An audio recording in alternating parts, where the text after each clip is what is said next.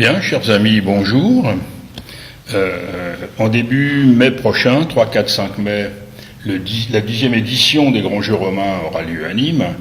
Et nous recevons aujourd'hui Éric Tessier, qui est professeur agrégé d'histoire de l'art, qui est maître de conférence en histoire à l'université de Nîmes, et qui vient d'écrire son dernier livre, qui a été présenté d'ailleurs au Salon de la biographie, Napoléon revenu.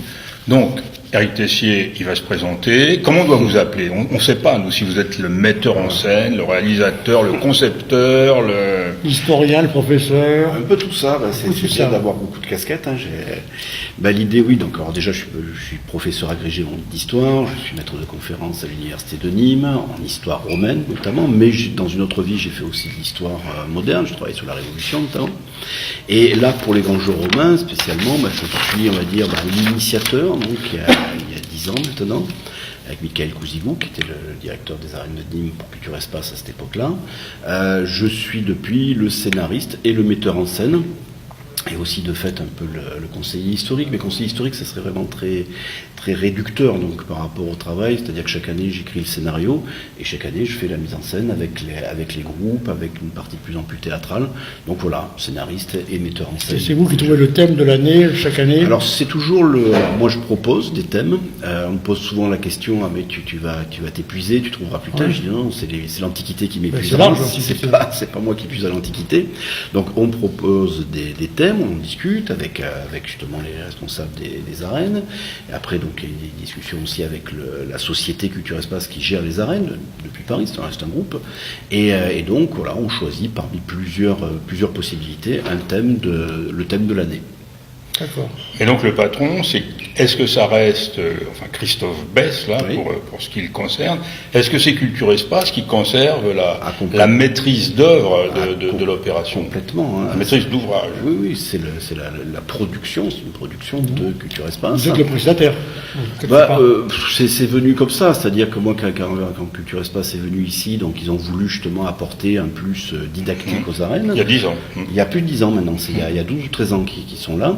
Donc ils m'ont demandé de faire de rédiger l'audio-guide, de travailler justement au premier film qui avait été fait, à la Galerie des Gladiateurs. Je trouve que c'est aussi ma spécialité universitaire, la gladiature. Je fais ma deuxième thèse là-dessus.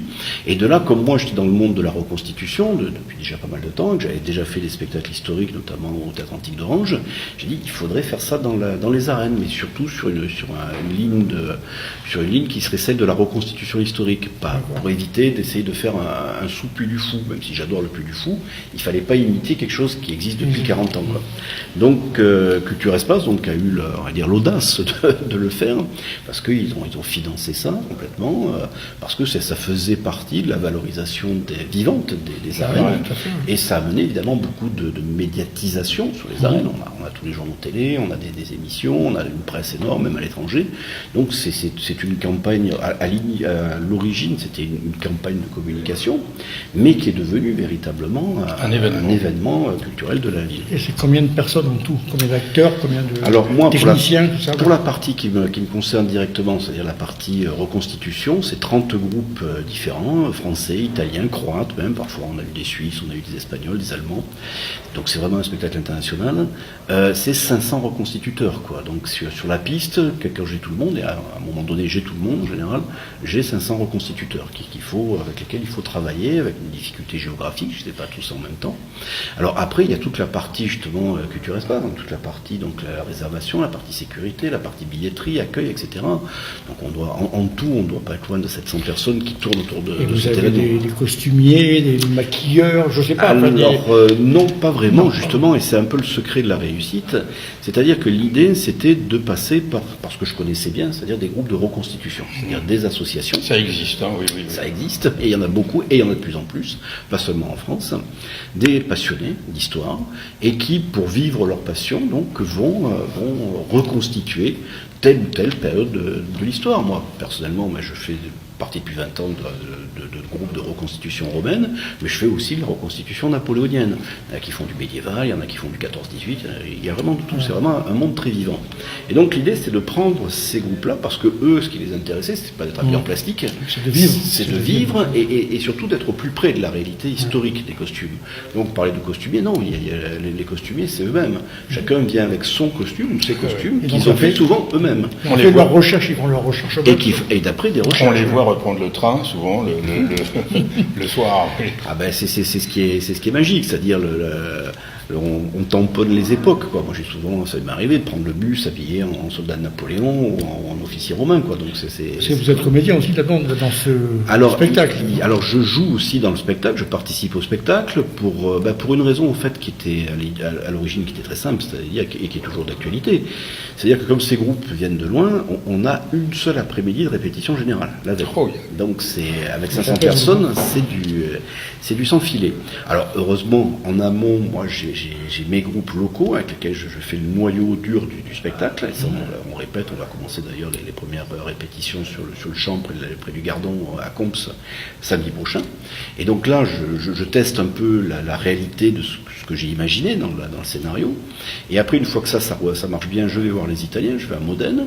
On a une après-midi de répétition avec les groupes italiens, c'est-à-dire sur les parties qui sont les leurs, et j'ai la veille, l'après-midi, pour mettre avec tout le monde. En général, le soir, je suis à 2 doigts du suicide, je me dis que c'est une catastrophe, ça marchera jamais, ça, ils n'ont rien compris, ils sont encore plus bêtes que ceux de l'année dernière, mais il y a toujours un miracle, et ça fonctionne. Donc, du coup, c'est pour ça que je suis dedans aussi, parce que c'était important pour moi de pouvoir donner des top départs. Au début, je suis le général qui rentre avec les troupes, mais de scène en scène, je décline jusqu'à être un simple légionnaire à la fin, quoi. Mais pour pouvoir un peu donner les top départs.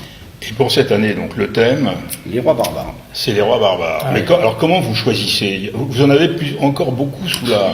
Oui, bon, il n'y a pas de souci. Aucun souci. C'est inépuisable. Je pense qu'en tant qu'historien, vous devez connaître beaucoup plus de moments que nous. Nous, on connaît un peu les trucs très classiques de l'Antiquité, mais vous avez sûrement... Et ça, c'est une question importante, parce que l'idée, c'est que souvent, enfin longtemps, on s'est dit, que tu restes pas, mais ça marche seulement si on met des têtes d'affiche, on met Cléopâtre, on met Hannibal, ça va marcher. Je dis, mais oui, d'accord, ok, c'est très bien pour lancer le truc, mais à un moment donné, les gens viendront pour les grands jeux romains, et on pourra leur donner quelque chose qui soit pas une tête d'affiche, et pour lequel ils viendront, parce qu'ils viendront plus pour Spartacus, ils viendront pour les grands jeux romains. Et les rois barbares en font partie. Et les rois barbares en font partie. On est sur périphérique un peu. Périphérique. Non, parce que il y a eu des combats. Mais... On pouvait appeler ça, on pouvait donner des noms. Les noms, le nom du roi barbare principal, celui qu'on met en scène, c'est Teutobod, ça part pas apparemment. Et le nom du romain, en tout cas important, c'est Marius. Bon, si je mets Marius sur la fiche, on va dire c'est Pagnol, quoi. On va croire que c'est Pagnol. Pagnol qui se met en romain. Bon, c'est quand même un des prénoms les plus donnés en France, Marius. Donc c'est intéressant. Et donc l'idée, c'était de faire aussi un nom qui soit marketing. C'est un peu comme on avait fait la Boudica. Boudica, c'est le Vercingétorix des Anglais. Tout le monde la connaît en Angleterre, personne ne la connaît en France. Si j'avais mis Boudica sur l'affiche, on n'aurait pas compris. Par contre, la reine celte, c'est pas faux, puisque c'est une reine celte, mais au moins ça fait vendeur. Et les gens sont venus et ont appris qui était Boudica. Et là, pour les rois barbares, c'est la même chose. Parce que là, ce qui doit quand même être important dans la mise en scène, c'est qu'il y a... Moi, j'ai vu quelques photos dans mes livres, il y a un cheval géant, Bon, le thème choisi induit aussi ces grands tableaux qui vont... oui, ça c'est quelque chose... Il faut qu'il y ait quelque chose, quoi. Il faut qu'il y ait quelque chose. Donc l'idée, c'est on est parti en 2010, on est parti sur quelque chose d'assez simple. C'est-à-dire, en fait, l'empereur Adrien est venu à Nîmes en 122, qu'est-ce qu'il a fait? Il a offert des jeux, ça, on le sait. Qu'est-ce qu'il y a dans ces jeux? Il y a une chose dont on est sûr, c'est les combats de gladiateurs, puis après d'autres animations, mais on ne sait pas beaucoup plus. Donc on a fait ça les 2 premières années. Je dis, mais bon, si on reste comme ça, on va vite tourner en rond. Donc il faut faire quelque chose que les Romains faisaient, c'est-à-dire des reconstitutions historiques. Ils faisaient déjà. Ils illustraient leur histoire avec leurs soldats, avec des cavaliers, ils mettaient en scène ça dans leur monument de spectacle. Pompée a fait ça quand il a inauguré le premier théâtre à Rome. Donc on est parti là-dessus et on a fait la guerre de Troie, d'où le cheval de Troie. On a construit Yann Guerrero, qui est un gars qui pendant longtemps a fait les chars de la Pégoula d'Anime, qui est un artiste vraiment au sens premier du terme, qui vient du théâtre de rue, des spectacles de rue. Et donc je peux lui demander n'importe quoi, il va me le faire, il a la capacité. Et donc chaque année, l'idée aussi qui était importante, c'était de pouvoir capitaliser ces décors pour pouvoir les réutiliser d'une année déjà. Par exemple, pour Cléopâtre, on a fait la bataille d'Actium, donc Yann a construit 2 galères, 15 mètres de long. Le sujet, c'est qu'on voit des galères dans les... Voilà. On voit des choses. On voit des choses. Et ces galères ressemblent à celles qui avaient à l'époque. Moins grandes, c'est sûr. Oui, on avait de cette taille-là, 15 mètres déjà, c'est pas mal, on y met du monde dessus. Mais les galères, je les ai réutilisées après, parce qu'à un moment donné, Spartacus veut passer en Sicile, j'utilise les galères. César débarque en Bretagne, j'utilise les galères. Là, je vais encore les utiliser, et donc avec d'autres décors qui sont produits par Culture Espace. Donc chaque fois, il y a un budget décor qui est très important. Et qui stocke, c'est un problème d'ailleurs. C'est un problème le stockage, justement, parce qu'on accumule ça, et donc c'est ça. Par contre, tout ce qui est mis en scène avec des animaux, des chevaux, ça appartient aux associations ou à des particuliers? Alors, ça appartient à des associations, ça appartient aussi à des particuliers qui se sont spécialisés là-dedans. Par exemple, on a besoin de chars. On a de la chance dans la région, du côté d'Arles, on a Angeruis, les attelages d'Arles, le pays d'Arles, qui est le spécialiste, on va dire, des attelages antiques. Il a reconstitué des chars de course romains, il a des chars, on pourrait dire des chars de péplum. Donc, il a tout un ensemble de chars qu'il a fait lui-même, et surtout avec les chevaux qui vont avec, parce que c'est pas évident de diriger un quadrige, quoi. Donc, on a ça, on utilise aussi les ressources locales, qui peuvent justement, suivant des prestations, compléter justement ces tableaux aux besoins. Donc l'empereur arrive sur un char, on utilise le char, ou les chars, on a ça. Et pareil pour les cavaliers. On verra bientôt des lions ou des ours. Alors, on n'a pas le droit de les utiliser. Alors on a tenté le coup avec un ours. Un gars du cinéma qui nous disait mon ours, c'est pas de problème, on peut lui faire n'importe quoi. Entre le cinéma et dans une arène avec 12 000 personnes autour, l'ours il réagissait pas pareil, et puis là c'était one shot, on pouvait pas le refaire la prise. Et l'ours en fait il était pas méchant du tout, quoi. Il donnait des grands coups de langue à son maître, c'était pas impressionnant pour dessous. Donc on a laissé tomber les animaux dressés, si ce n'est qu'une fois aussi on a utilisé un éléphant. Alors c'était vraiment sacré succès pour Hannibal, qui dit Hannibal, dit éléphant. Il traverse les Alpes, il a traversé le Rhône aussi, à côté d'ici. Et donc on a utilisé un éléphant, et ça s'est super bien passé, parce qu'en plus c'était un éléphant qui avait l'habitude de travailler avec des légionnaires, avec des groupes de reconstituts, et le gars était tout à fait maître de son animal, ça s'est très très bien passé, quoi. Donc là, c'est bien les animaux vivants, mais avec modération, je dirais. Alors tout ce qui est un peu autour, c'est-à-dire tous ces gens-là, il faut les héberger, il faut les nourrir. Et voilà, ça fait partie du budget. Comment vous organisez ça?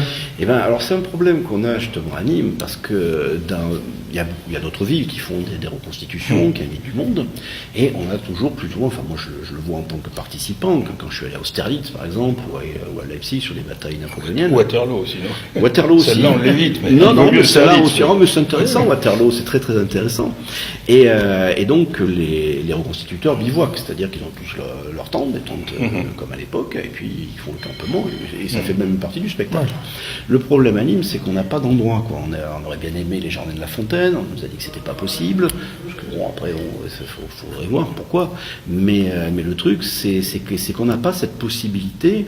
On est au mois de mai, les gars ils ont l'habitude d'être dehors, ça ne pose pas un problème, donc il faut les loger à l'hôtel, donc ça fait partie du coût, ça fait un coût. Alors même si on a un partenariat, Culture Espace avait un partenariat avec les hôtels de Nîmes, ça c'est vous qui prenez en charge. C'est tout ça. Alors ce qui est pris en charge par Culture Espace, c'est le voyage.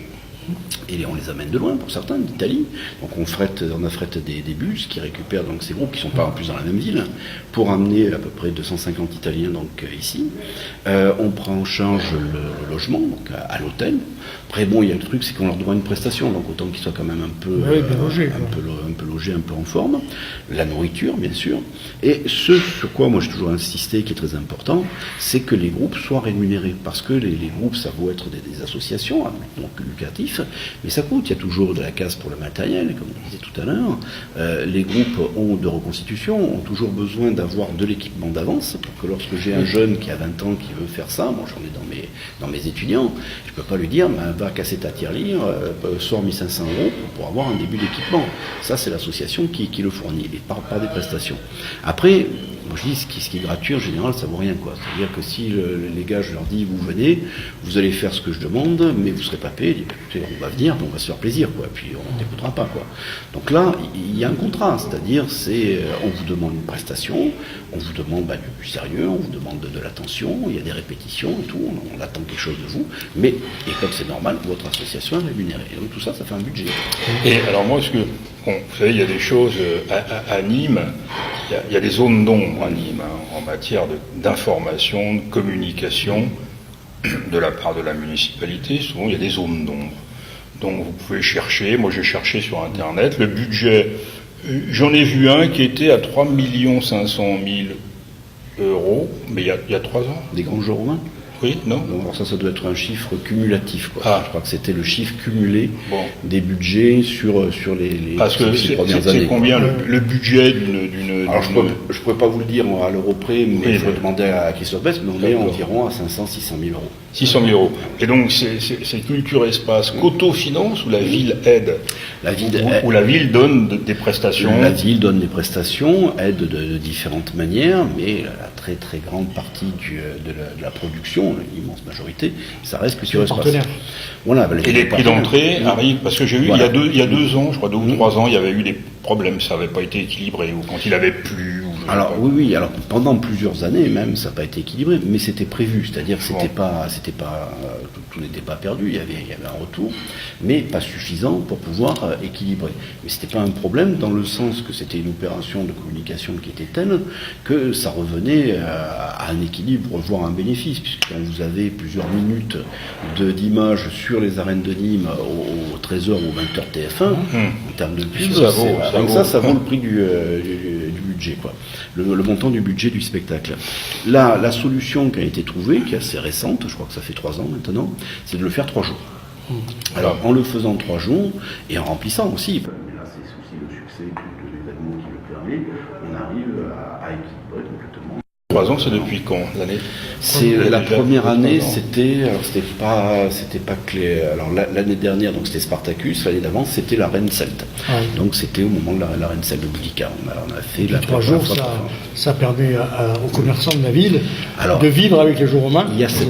Après, il y a l'autre aspect. C'est un aspect économique, mais qui est extrêmement important. Moi, je suis professeur, mais moi, il se trouve que je suis né dans un camping. C'est-à-dire que j'avais 5 ans quand mon grand-père a créé un des tout premiers campings en Ardèche. Tout le monde lui a dit, mais c'est n'importe quoi, tu vas manger tes brailles. Bon, évidemment, la suite a montré que non. Et moi, jusqu'à l'âge de 30 ans, jusqu'à ce que je devienne professeur agrégé, j'étais dans ce camping. Je faisais toutes les saisons avec mes parents, tout en faisant les études en même temps. Donc le tourisme, je connais. Et donc, pour moi, c'est pas du tout antinomique la culture et l'économie touristique. Parce que en plus, c'est un tourisme de qualité. C'est-à-dire, c'est du tourisme culturel, c'est des gens qui peuvent justement aller au restaurant, qui peuvent aller au musée, qui peuvent rester 2 jours, 3 jours dans la région. Ce qu'on demande d'ailleurs à Nîmes. D'ailleurs, de plus en plus, les bars et les restaurants jouent le jeu. Et parce que les serveurs sont habillés en romain.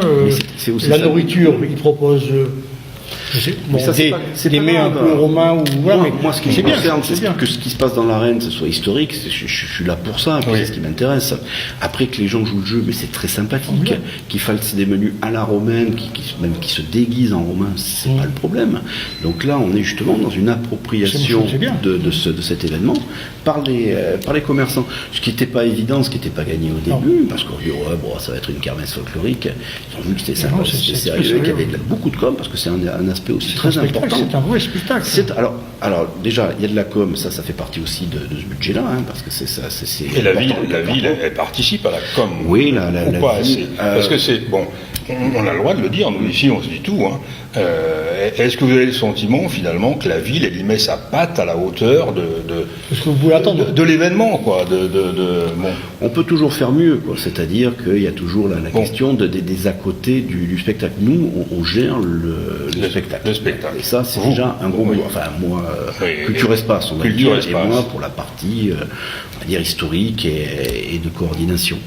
Après, ce qui serait intéressant, ça serait que la ville puisse encore plus qu'elle ne le fait déjà. Elle le fait, c'est-à-dire qu'elle organise depuis quelques années, donc un petit marché autour. Il faut imaginer que ça soit plus important, que ce soit plus exigeant même par rapport à ce que l'on propose dans ce marché, faire quelque chose qui est aussi un aspect didactique. Donc voilà, mais Paris et Rome ne sont pas faits en un jour, quoi. Donc moi ce que je vois, c'est que d'année en année, moi, pour ma part, je peux capitaliser sur ce qui a déjà été fait, c'est-à-dire les groupes, généralement, je les reprends une année sur l'autre, donc c'est-à-dire que je peux chaque année leur en demander un peu plus. Chaque année, on dit, mais non, tu en demandes trop, ça va être trop long, on va pas y arriver, si, on va y arriver. Donc chaque année, je peux avoir plus de décors, je peux être plus ambitieux dans mon scénario, je fais de plus en plus une partie théâtrale, c'est-à-dire de plus en plus, maintenant, on va avoir des acteurs qui vont jouer dedans. Donc il y a tout ça, mais ce que je vois aussi, c'est qu'à côté, les commerçants jouent de plus en plus le jeu, la mairie va organiser de plus en plus ces animations. Depuis le début, elle fait des animations pédagogiques dans les jardins de Fontaine. Je ne pourrais pas vous dire ce que j'en pense, j'ai jamais pu y aller puisque c'était vraiment le week-end où je suis le plus pris de l'année. Mais voilà, il y a tout ça. Et bien sûr, on peut toujours faire plus. Alors, on voit dans les rues quelques Romains se balader. Est-ce que c'est ces gens-là qui sont là? Oui, parce que... est-ce que c'est un accord avec la mairie d'aller un peu animer les rues? Ou c'est comme ça, volontairement? C'est normal, je dirais. Disons que l'idée, c'était pas de prendre ces 500 reconstituteurs et les cacher dans les arènes, au contraire. L'idée, c'était que ça sorte, que ça puisse animer la ville, que ça puisse montrer aux gens qu'il y a quelque chose qui va se passer, qu'ils viennent voir.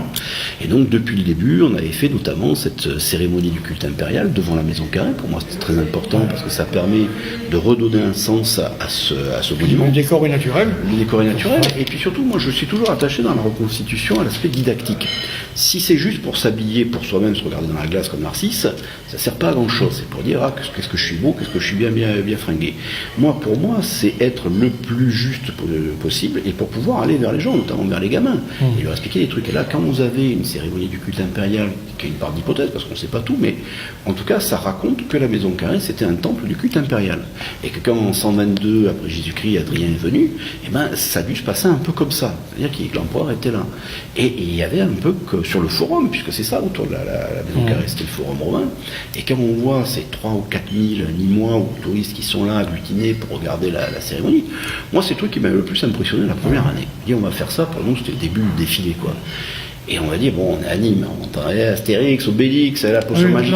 Moi c'est pas la même chose, je pense. Et là, ça a été un silence de cathédrale. Les gens écoutaient parce qu'il y a un discours didactique qui accompagnait ça. Je pense qu'il y a de plus en plus d'étrangers qui viennent au jour romain maintenant pour... oui, ça on le voit, statistiquement on le voit. Moi, ça me fait plaisir de vous inviter, là, collectivement, on voulait vous inviter, parce que moi je connais mes défauts, des fois je suis têtu, buté, j'ai jamais été au jeu romain. Je me rappelle, c'est lui qui est pas c'est le dernier. Non, mais je me rappelle, devant la porte, je vais y aller cette année, je dois y aller normalement. Mais on avait même correspondu. Moi, j'avais fait un article dans la Gazette de Nîmes, et je faisais pas de cadeau en disant, mais j'avais pas raison. J'ai discuté avec plein de gens, pas raison. Voilà, c'est tout. Ce que je disais, c'est pas de la culture, c'est du spectacle. Je sais pas ce qu'on peut en sortir quand on sort de là. Alors, c'est ça que je voulais vous demander. Quelle est la limite ou quel est le point de jonction entre une reconstitution qui est un spectacle et la culture? Est-ce que ça fait partie, selon vous, de la culture? Parce que vous, en plus, vous êtes prof. Mais pour moi, ça c'est évident, suivant comment on fait. Prenons l'exemple du Puy du Fou. Encore une fois, c'est pas une critique. Non, mais c'est bien de parler du Puy du Fou, c'est une grande réussite. Et c'est la référence. À chaque fois que j'ai voulu faire ça, on dit comme le Puy du Fou. Je dis non. Parce que le Puy du Fou, il y a à aucun moment, il n'affiche le côté didactique. Donc on ne dit pas les arènes du Fou en parlant de vous. Alors, ils disent le grand stadium. En fait, c'est un monument qui ne fait rien faire. C'est moitié un cirque, moitié un amphithéâtre. Mais ils font, finalement, c'est la culture péplum. Mais c'est très bien, ça plaît aux gens. C'est de la culture, le péplum aussi. Il y a un collègue qui était prof à la Sorbonne, Claude Aziza, qui est un spécialiste le spécialiste du film. C'est très bien de faire ça. Moi, je voulais faire autre chose, parce que nos arènes, elles sont pas en carton-pâte, elles sont vraies. Et c'est les mieux conservés. Nous avons le lieu d'époque. Le lieu est là, et un lieu qui était conçu pour ça. C'est un monument de spectacle à la base. Donc, il faut faire de la reconstitution. Et le truc, c'est de dire, il faut que ce soit un spectacle didactique. D'où, et c'est là où c'était culturel. Bon, je fais le scénario, je fais un truc qui soit cadré, que moi je lis les auteurs de l'époque, ce qu'ils nous racontent sur l'événement, et puis des fois Vous êtes la notion historique. Non, ça serait trop limitateur. Ça serait pas suffisant. Vous êtes une référence historique, enfin d'histoire, pas historique parce que ça serait très vieux, et donc on dit, s'il fait ça, lui il sait ce qu'il fait. Oui, voilà. Alors qu'un cinéaste, simplement, on pourrait dire, il était cherché où, ses sources, voilà. Moi, je fais confiance. Je peux citer les sources. Des fois, dans le spectacle... Vous avez une crédibilité. Oui, mais dans le spectacle qu'on va voir là, il y a des paroles qui ont été écrites par Plutarque, quoi. Bon, elles sont en français, mais j'essaie d'être au plus près des sources. Mais ça suffirait pas s'il n'y avait pas justement une façon de l'expliquer aux gens. D'où un personnage qui est très important, c'est le praeco, le crieur public, le monsieur loyal de l'époque, qui était là pour dire tel gladiateur, il a remporté tant de victoires, etc. Et il est là, lui aussi, c'est un prof d'histoire, c'est Eric Dars, c'est un collègue à moi, un ami, et depuis le début il est là, c'est-à-dire qu'il fait l'interface entre l'arène, la piste où on est en 122 après Jésus-Christ, et les gradins, on est en 2019. Mais il parle du point de vue romain, il parle comme s'il s'adressait à des Romains. Mais ça permet de donner beaucoup d'éléments sur la réalité des combats gladiateurs, sur l'époque qui est évoquée, sur l'empereur Adrien, sur les troupes romaines, etc. Donc c'est de la culture parce que c'est quelque chose qui est didactique. Et de fait, c'est spectaculaire. Vous mettez 500 Megagubus en costume avec des chevaux, c'est un spectacle. Parce que quand il y a 3 jours à 10-12 000 personnes, c'est naturellement... On ne peut pas dire que c'est un grand succès. Oui. Mais qu'est-ce que moi je me disais toujours, je ne sais plus de mots mon âge scolaire, mais si j'avais des mômes de 10-12 ans, qu'est-ce qu'ils retiennent de ça finalement en sortant? Ils retiennent qu'ils ont vu des Romains. Moi je me souviens d'un petit gamin c'était une des premières années, j'avais une Lorica Amata, ça avait une côte de maille sur le dos. Le petit gamin il vient vers moi, puis il touche le truc, il dit mais c'est une vraie c'est du fer. Oui c'est une vraie. Il me dit alors tu es un vrai Romain. Et donc le gamin ça va le marquer plus qu'un jeu vidéo, et du coup ça lui donnera envie après d'acheter des Lego, d'acheter des Playmobil, d'acheter peut-être un bouquin illustré, et puis finalement c'est comme ça. Et ça lui laisse comprendre que ce n'est pas que du cinéma qu'on voit à la télévision, mais que ça existait. Que c'est de la réalité. Après chacun va y prendre ce qu'il y veut, ça sera peut-être 1%, ça sera 10%, ça sera 15%, peu importe. J'aurais semé, et j'ai moi des gamins maintenant qui rejoignent la fac, qui rejoignent mes groupes de reconstitution, il dit mais moi j'y étais il y a 10 ans, j'ai vu ça et puis ça m'a marqué et puis j'ai voulu faire ça après. Moi je pense en tant que prof, je pense que je vois pas mon point quand je fais ça. Bon, non, on a fait le tour finalement du propriétaire, je dirais, mais et vous êtes rémunéré? Oui. Bon, c'est tout. On dira pas plus, mais vous êtes rémunéré parce que avec le temps que vous... oui, parce que je crois que j'aurais laissé passer. Mais est-ce que la communication nationale, elle s'élargit d'année en année? Oui. On le voit statistiquement, c'est-à-dire que... Je pense pour les visites des touristes aussi. Oui, en plus, il y a une grosse partie, même quasiment tout. L'année dernière, il y avait une journée qui avait été même complètement remplie à l'avance, par le net. Et par là, on voit statistiquement d'où vient la commande. Au début, j'étais très Nîmois et Gardois. Puis d'année en année, ça s'est élargi. Maintenant, on a toute la France, voire l'Italie. Les Nîmois n'arrivent plus à avoir de place. Parce qu'ils se disent, je suis chez moi, je veux avoir des places. Mais non, il n'y a plus de place. On est chez nous, il n'y a plus de place. Oui, mais à ce moment-là, il faut prendre mais non, c'est une réussite. Oui, quand on joue à guichet fermé, forcément, c'est que les gens ont voté avec leurs pieds, c'est-à-dire qu'ils sont venus, Et ça, c'est très très bien. Donc, on est très fiers d'avoir réussi ça. Mais c'est vrai qu'il y a 10 ans maintenant, moi, je me souviens encore, certains qui disent il va y avoir 200 personnes, ça n'intéressera personne. Oui. Moi, c'est ce que je disais encore à mes étudiants ce matin. Si vous avez une bonne idée un jour et que les gens vous disent non, tu n'y arriveras pas, ça ne marchera pas, dites-vous que c'est plutôt un bon signe et continuez, foncez. Et quelle différence finalement? Moi, j'ai jamais été au Puy du Fou. J'en connais l'importance parce que je sais que ça fonctionne depuis 15-20 ans. Quelle différence, par exemple? C'est pas le même concept? C'est pas le même concept du tout. C'est un concept donc qui a une histoire, qui est parti de la cinécénie, d'un spectacle avec une grande association qui voulait parler d'un fait que l'historiographie française avait largement mis sous le boisseau, c'est-à-dire la guerre de Vendée, ce que certains ont appelé le génocide français. Donc pour moi, qui est quand même aussi une thèse sur la Révolution, qui était dans ce domaine-là, c'est certain qu'il y a des aspects pas très blanc-bleu de la Révolution qui ont largement été mis de côté. Et De Villiers, finalement, par réaction, a voulu justement parlait de cette histoire avec les gens du cru qui disaient mais quand même on nie quand même les souffrances réelles des colonnes infernales de Turreau et compagnie qui ont marqué donc la mémoire des gens. C'est un peu comme ici si on voulait dire mais la guerre des Camisards ça n'a jamais existé, c'est rien quoi, c'est un détail. Et donc alors que les Vendéens il y a eu quand même beaucoup plus de morts. Et donc il a fait ça et ça a marché parce que ça avait un écho local. Il y a 3000 bénévoles qui se sont mis à fond ça là-dedans. existait localement. Oui, c'était local. Là, ce que vous faites dans les arènes, ça a dû exister dans les arènes, mais les thèmes que vous donnez n'ont pas existé spécialement dans les arènes. J'essaie d'avoir des thèmes qui ont un écho avec Nîmes. Et quand on dit les rois barbares... Ils sont passés par là. Donc je fais parler des Nîmes, moi. Et qu'est-ce que vous pensez? On a parlé, enfin on continue d'en parler d'ailleurs, autour de Magna Porta, d'un village gaulois, ou parce que c'est là où moi, mes interrogations sur la culture, moi je fais partie de ceux qui pensent à Nîmes qu'il n'y a pas de véritable politique culturelle à Nîmes pour une ville de 150 000 habitants, donc il y a des grands spectacles, le vôtre on est un parfait, le festival de Nîmes, on dit un festival, on a les arènes, tout le monde veut venir dans les arènes, c'est pas compliqué.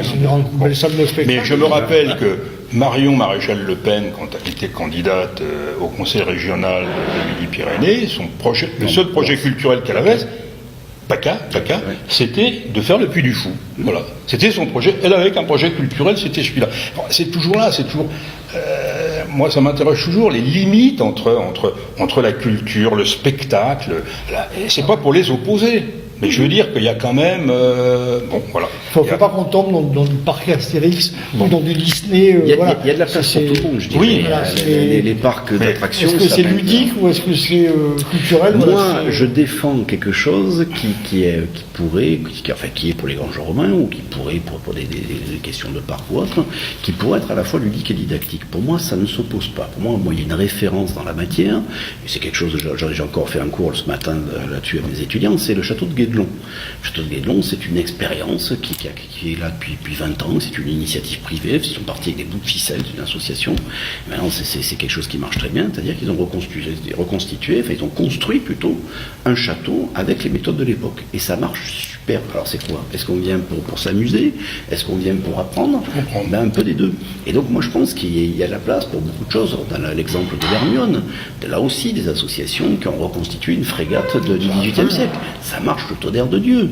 Et chose aussi amusante, j'y étais quand le retour du voyage inaugural, quand l'Hermione est revenue à Rochefort après être allée aux États-Unis, comme l'Hermione d'origine.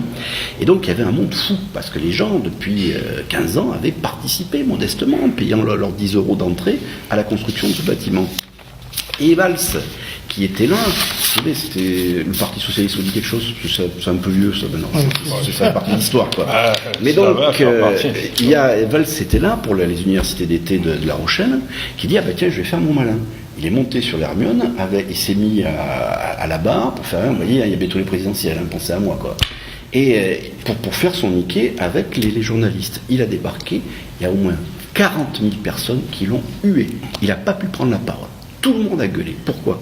Parce qu'on savait très bien, les gens qui étaient là, qui connaissaient l'histoire de l'Hermione, que l'État n'avait pas mis un sou, pas un fifrelin là-dedans, mais qu'une fois que ça avait marché, que les gens avaient sué son héros pour pouvoir faire aller jusqu'au bout de leur haine, le gars il arrivait se mettre à la barre. Il a été reçu. Moi j'y vois, c'était une manifestation gilet jaunesque, je dirais.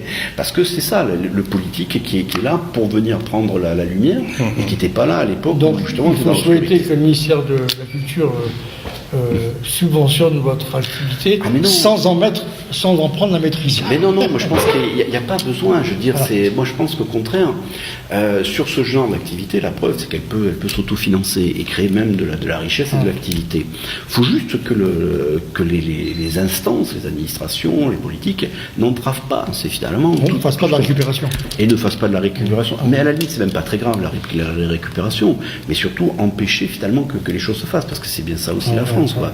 On a, à force de réglementer, de re-réglementer, d'avoir des comités théodules de tous les côtés, c'est très difficile de créer des choses. Quoi. Donc voilà, c'est ça aussi la réalité. Bien, je crois qu'on vient à bout du temps qui nous a imparti. On remercie Michel Hermé, mais j'ai dû le dire au départ. Oui, dans ce lieu là. On est dans un lieu qui est assez magique. Le wine bar. Le wine bar, c'est belle brasserie.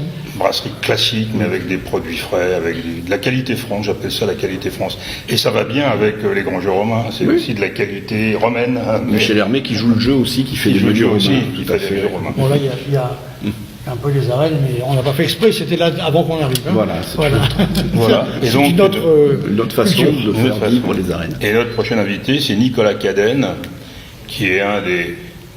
On parle de lui pour l'investiture En Marche pour les municipales. Il est secrétaire général de l'Observatoire de la laïcité avec ancien ministre. Qui a été secrétaire général de l'Élysée. Bon. L'ancien maire de Digne, mais son nom m'échappe. Moi aussi. Voilà, on vous remercie. Merci à vous, merci de votre invitation. Passer nous voir et puis de nous parler de ces grands jeux romains. Très intéressant. Et puis on vous souhaite encore plein de succès pour les prochains. Voilà, si les dieux veulent.